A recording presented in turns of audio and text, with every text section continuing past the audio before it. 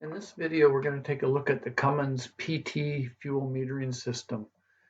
Cummins has a different way of fuel injection than other engines. So we've taken a look at how a hydraulic injector works by using hydraulic pressure to lift the needle off its seat for injection. Well, Cummins does something a little different. And we're going to take a look at how the system is set up compared to other systems.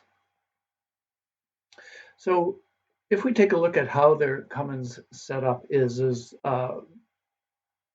we have a fuel tank. It brings it up into our um, fuel distributing pump.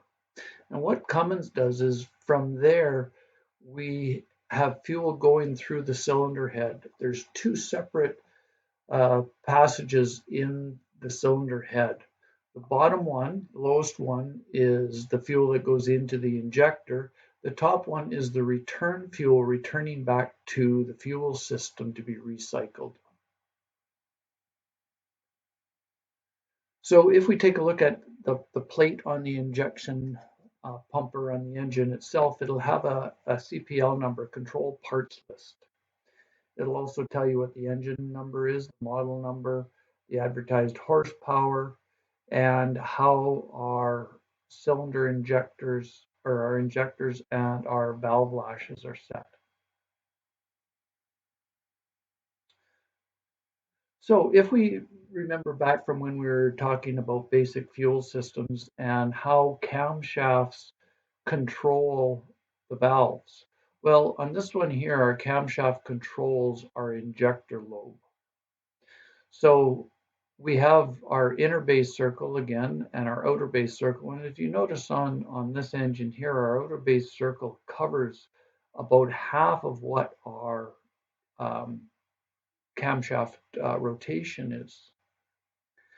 So what this does is allows our basically our needle to be seated for over half the injection. And why do we need that?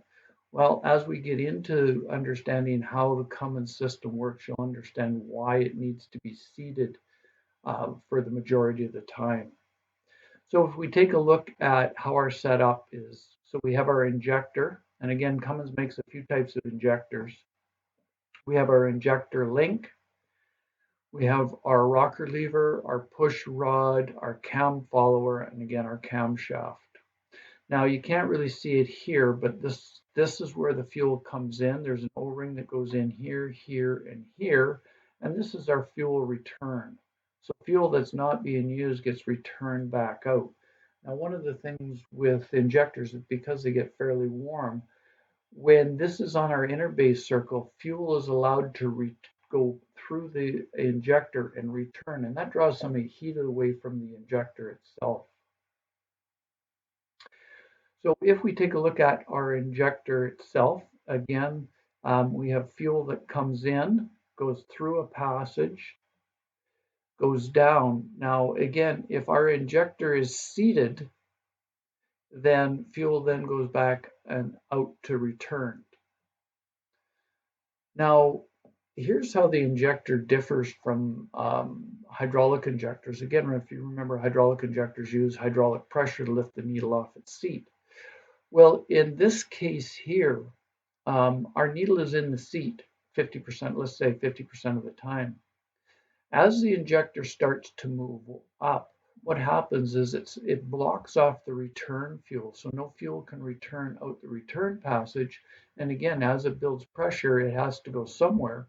So it goes down into this little sack down at the very bottom. The amount of fuel that's delivered to this is determined by the pump, and we'll talk about that a little bit later. Then what happens is once it gets to the upper end of the stroke, the amount of fuel that's in there as this needle returns back down gets injected into the cylinder. Once this needle gets down to a certain point, it opens up the port that will allow fuel again to pass through the injector, drawing away heat and return out back to the return side of the pump.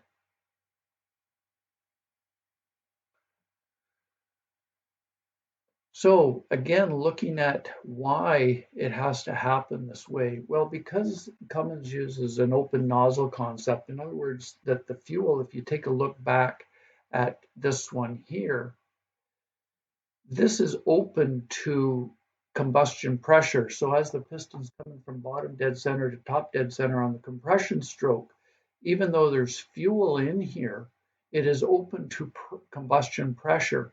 But because of the way the system is set up, fuel can't be pushed back up through the injector line.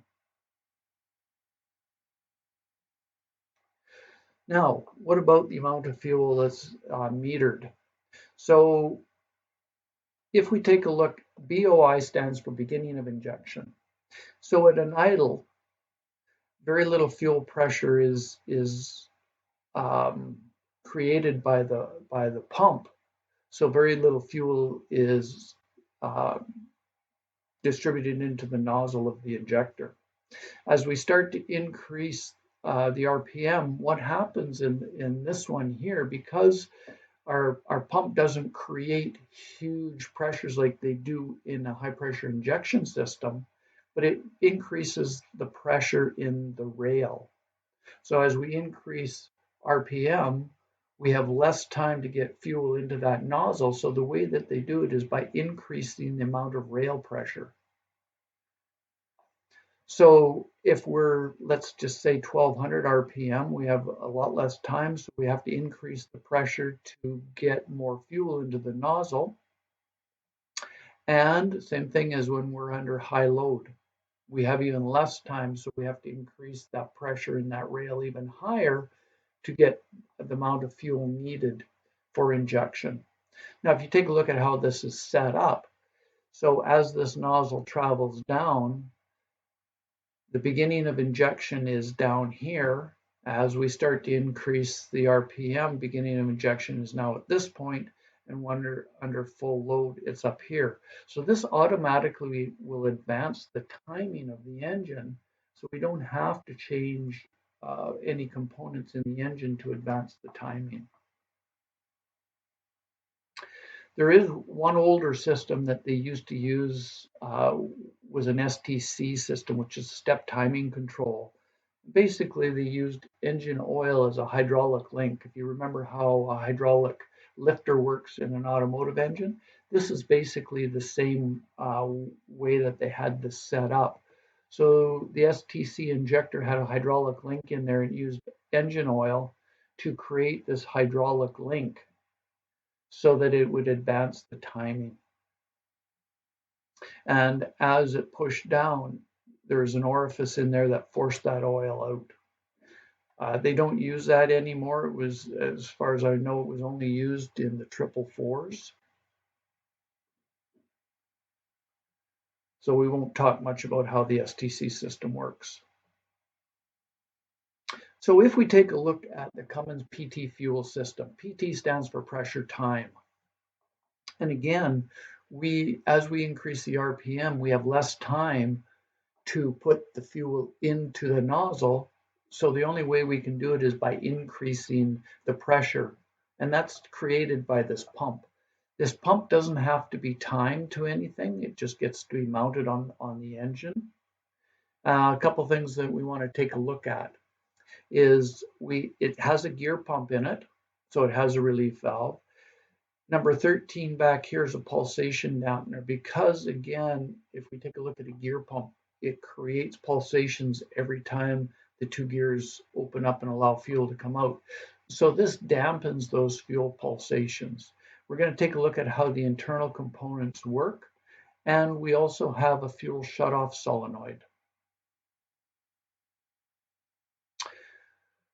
So on the very front of the pump, when we go to mount it, there is a plastic or nylon bushing that needs to be installed. It will still run without it, but we end up having a few problems if we don't put it on later on.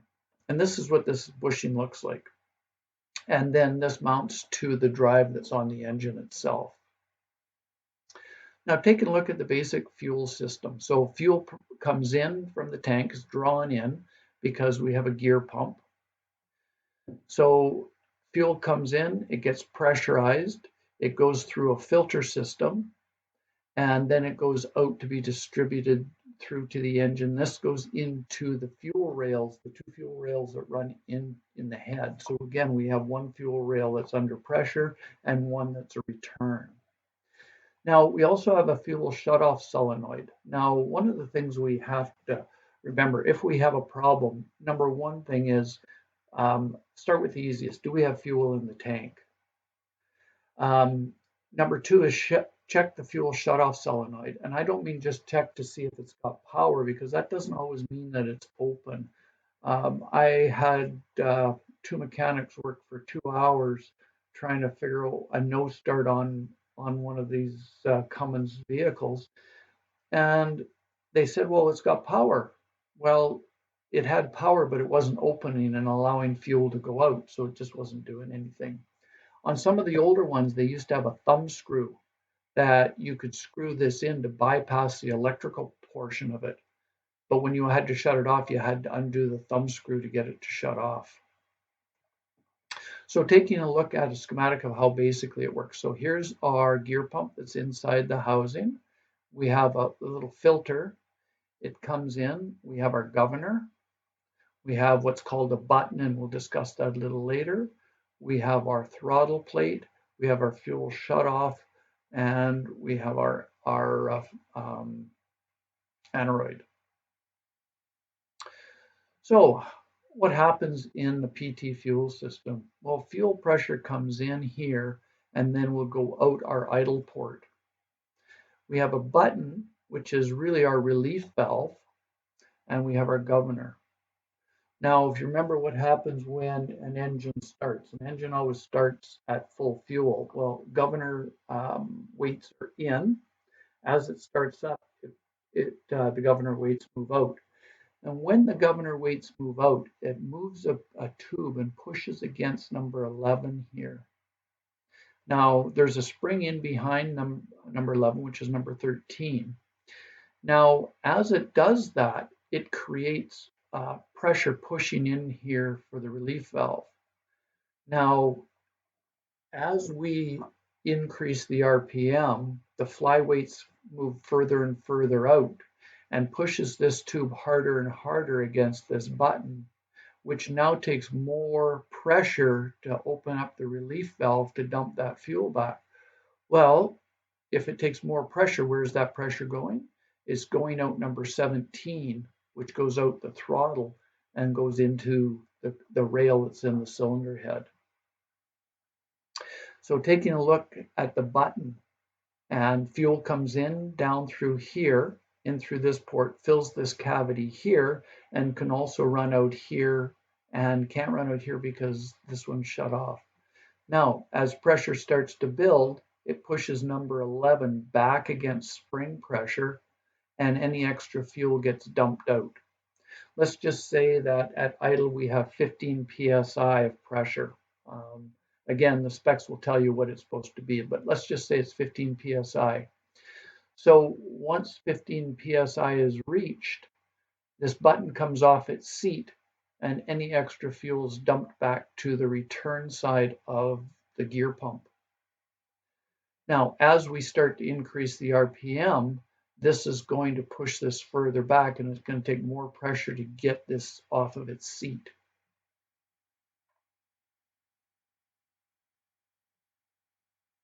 So this is our idle passage, number 16, and this goes through our throttle valve.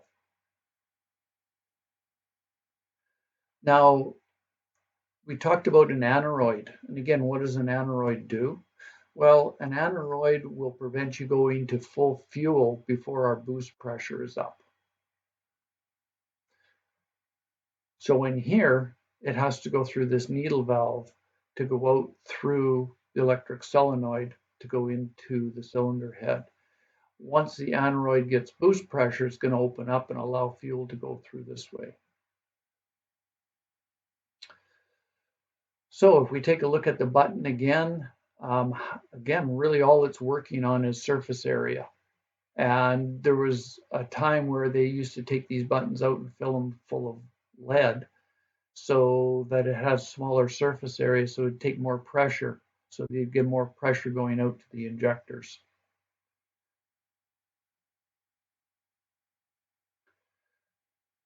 So we get different size buttons. So the smaller the button, the more fuel pressure is required to lift it off its seat.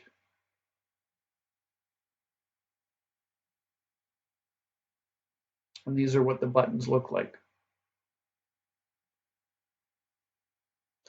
So again, high fuel pressure comes in from the gear pump.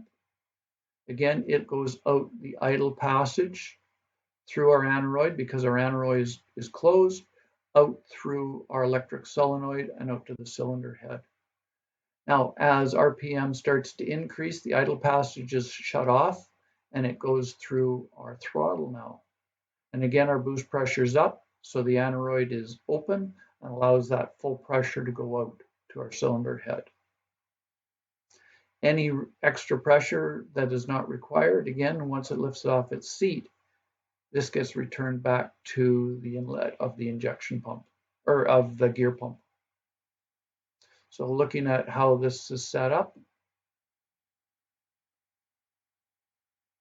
And again, we've talked about an aneroid and how it does this, and this is where this needle valve adjustment is. And once this aneroid moves over, it'll allow full fuel to go through here. Now, in the shop, we talked about basic timing. So because these use a different way of timing the engine, there is a timing injection timing code. And with this code, it will give you a number of where it wants to be. For instance, we have on that one there was BU. So what we're looking for is where in our piston travel, again, it's always 203 thou before top dead center, where do we want our push rod travel to be?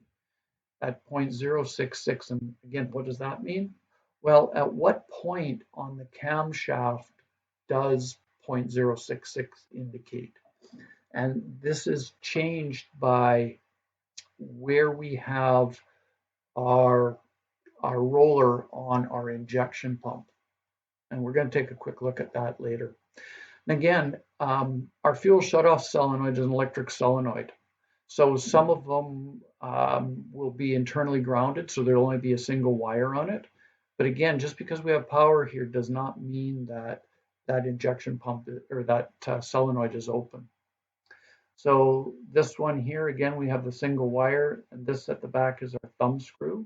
So again, if the engine doesn't start, don't overlook this shut-off solenoid being the problem. So how does our injection timing work?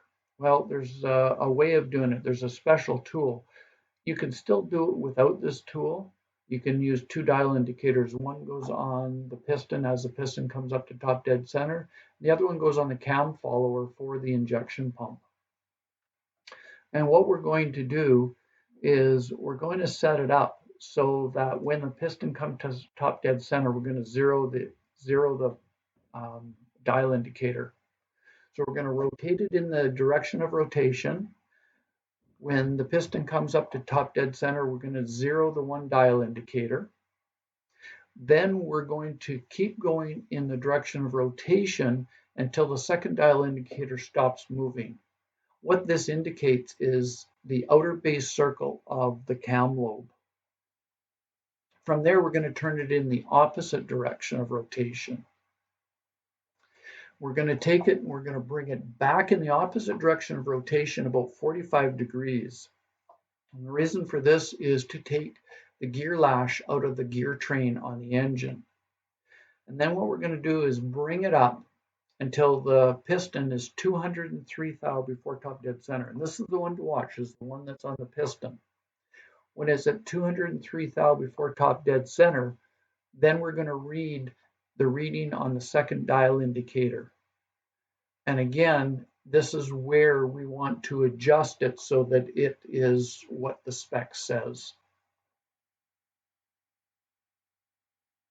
So if we take a look at this diagram at the bottom, we're going to rotate the engine in the direction of rotation to top dead center. We're going to zero the dial indicator for the piston there.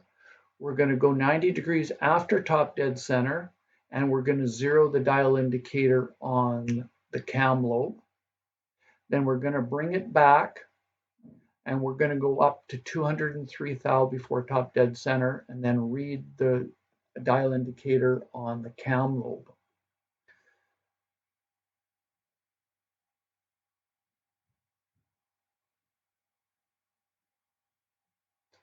And that should be within the spec. So here we're at 203 thou before top dead center on the piston. And we're going to see what the dial indicator says on the cam lobe. So if we take a look at the cam lobe, as it's coming up, so we've gone to outer base circle, we've zeroed it, but then when we've gone back, we've gone to inner base circle. Now, as we start to rotate it, it starts to go from inner base circle to outer base circle. And at a certain point, at 203 thou before top dead center of the piston, this is where our reading is. And how do we adjust this? Well, we add or subtract shims to the cam follower housing. So if we have to advance it, we add. If we have to retard it, we remove. So we want to make sure that these cam lobes or cam followers are set properly. Now, on a 6-cylinder engine, we're going to have 3 cam follower housings. We have to do 1 piston on each of the cam follower setups so that they're all balanced. And they may not all take the same amount of shims. Now, the cam follower shims look like a gasket, but they are actually a shim and they come in different thicknesses. Now, we have to add these up to get what our dimension is. So let's just say that our cam follower is 53 thousandths of an inch that we need. Now, we can add these up, but there's a certain amount that we can't go over. So we can't put in 10 shims to make up our 53 thou. And there is one main gasket that we have to put in, and it's the one that has the silicone imprinted around it to help seal it. Now, after all of this, if we can't get our timing set right, we may have to pull off the cam gear and put in an offset keyway. Now, if you remember, we were talking about M11s where they didn't have cam followers, but what they used was an offset key to change the timing. N14s do the same thing, is they will use an offset key in order to get their timing set right. So let's just say we had everything apart, we put the offset key in backwards, we can't figure out why our timing's right. It might be because we put the key in backwards. So anytime we're going to be pressing the cam gear off the camshaft, always pay attention to how the offset keyway is set up so that we install it back in the same way. Some manufacturers will color their offset keys on each end. So it could be orange on one end, blue on the other end. Again, before we take the cam gear off, check and see if it's color coded or see which set it's offset. And with that, write that down so you don't forget and make sure we put it back the same way. So on an L10, they have a whole bunch of different offset keyways. Now, again, Cummins uses a bunch of different ways of setting the timing. So for instance, when we set the injectors, we set the injector on the outer base circle on some of them, and we tighten the injector down till the injector tip touches the nozzle. And this drains any fuel that's in that nozzle out. And we do this a couple times, then we set it down, we back it off 2 flats on the injector and lock it down. If we forget to back it off, once this thing heats up, it could bust the tip off or cause the needle to seize in the injector itself. So always follow the recommendations. Another style is a top stop injector where we set it on the inner base circle. So again, you have to follow how the engine is set up according to what the manufacturer wants. So we've talked about inner base circle and outer base circle. Again, when it's outer base circle, the plunger is bottomed into the cup. On the inner base circle, it's moved up and fuel can be diverted into the nozzle. On a Cummins, they also, for instance, on a 6-cylinder, we have A, B, and C, and this is for setting our valves and injector. And again, different engines use a different configuration of how they're set up. So on A, it may be valve set and injectors on 1 and 6, but it may be valve set on 1 and 6 and an injector on another cylinder. So again, it all depends on how the engine is set up. So we have to make sure we follow how the manufacturer wants them, or we're going to run into issues. So on this one here on A, so valves on 1, injector on 1. We would go to B, we go 5, and we do all of them. So 1, 5, 3, 6, 2, 4, 2 complete revolutions, and we've set all the valves and injectors. Again, on the top stop injectors, they use an inch-pound torque wrench, and they're setting it on the inner base circle. So on this one here, cylinder 1, we adjust the valves on cylinder 5, but the injector on cylinder 3.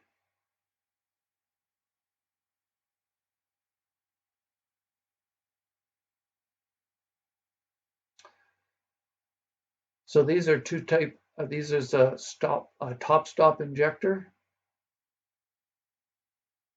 and again they have a bunch of different ones. If you take a look here, this is where the fuel goes in, and this is a metered orifice, which means it's got a dimension to it. It's not just open. So this metered orifice will only allow a certain amount of fuel in a certain amount of time to pass through it.